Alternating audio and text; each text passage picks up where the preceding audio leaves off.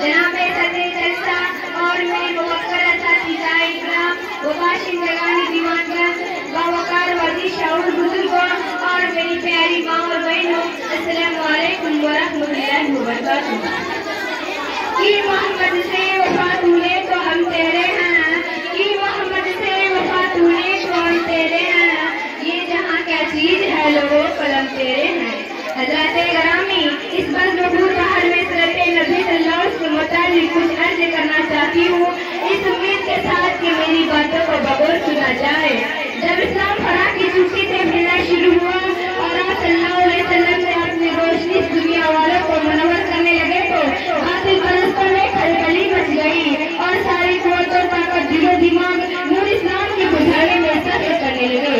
रास्ते पर कांटे बिछाकर, पत्थरों से दबाकर, तपती हुई जमीन पर सुलाकर, आग के अंगारों पर लटाकर, फांसी के फंदों पर चढ़ाकर, घर-बार उजाड़कर रसूल सल्लल्लाहु अलैहि वसल्लम की आवाज को दबाने की कोशिश करने लगे, मगर है कि आवाज रोज रोज बढ़ती ही जा रही थी। अजीज साथियों, आखिरकार मक्का के तमाम लीडरों ने मिलकर एक मिली अबू लहब ने पूरी कौम को ललकारा कहा, ए गरीब लड़कों, जिसको हम मक्का का खैर समझ रहे थे, आज हमारे दीन और इज्जत आबरू के लिए तूफान बन चुका है। जिस दिन का चर्चा मोहम्मद कर रहे थे, उसके मानने वालों की तादाद रोज रोज बढ़ती जा रही है। हमारे खुदाओं की तौहीद की जा रही है, उनको झुठलाया और ठुकराया जा रहा है। इसलिए रब्बे बहादुरों, अपनी ताकत से आगे बढ़ो, वरना वो दिन दूर नहीं है तुमको मक्का से जलील खानों पर निकलना पड़ेगा। अबू लहब की तकलीफ में तो पूरी कौम को गरमा दिया, तरह तरह की तकदीरें पेश की गई।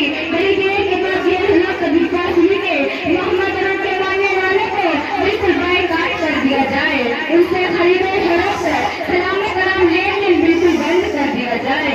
सामने इकराम तमाम मुसलमानों को घाटे में बंद कर दिया गया, रास्ते में पहरे बिठा दिए गए। मुसलमानों में बच्चे, बूढ़े, जवान, मर्द और बच्चे खाने के सामान धीरे धीरे खत्म हो गए। वक्तों के खाने खा कर बच्चे सभा सभा कर दिन काटने लगे। कुछ लोग दिन के लिए पाबंद में हंसी में डाल गई, मुसलमान घाटी से बाहर आ गए, कपड़े फट गए, आंखें धस गई, जवान भूख से छड़ा रहे थे। गरीब नौजवानों, कुर्बान करिए उन मुसलमानों पर जिनकी जुबानों पर कोई शिकायत नहीं थी।